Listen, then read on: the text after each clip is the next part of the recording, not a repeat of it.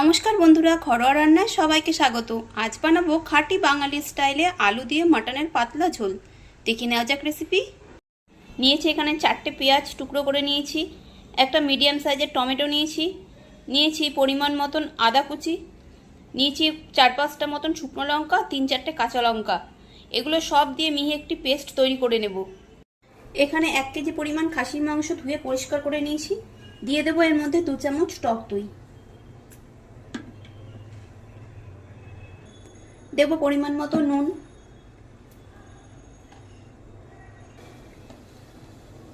দু চামচ পরিমাণ জিরে গুঁড়ো,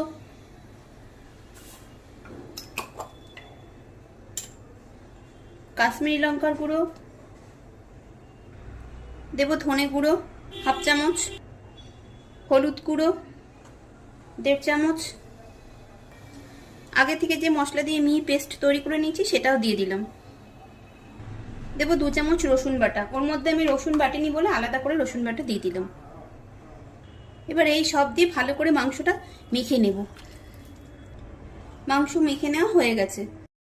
রান্নাটা আমি সম্পূর্ণ প্রেসার কুকারেই করব। এবার প্রেসার কুকারের মধ্যে দিয়ে দিলাম পরিমাণ মতন সরষের তেল। ওখানে 2টো তেজপাতা ফোড়ন দিয়ে দেব। ফাটিয়ে নেওয়া 4টে এলাচ,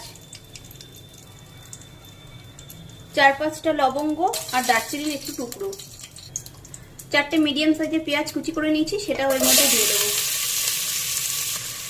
এবার পেঁয়াজটা এখানে ভেজে নেব একটু লাল করে।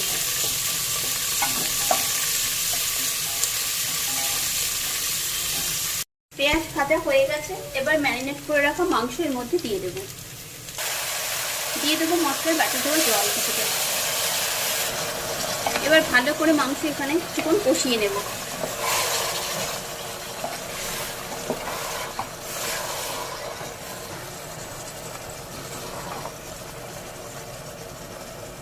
এবার গ্যাসের ফ্লেম হাইতে করে আমি 10 মিনিট এইভাবে করে যে কষিয়ে নিয়েছি।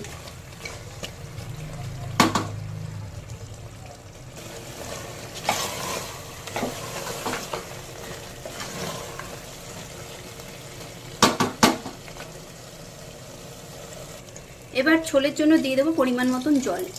জলের পরিমাণটা বুঝে দিতে হবে। আবারও নেড়ে ভালো করে মিশিয়ে নেব।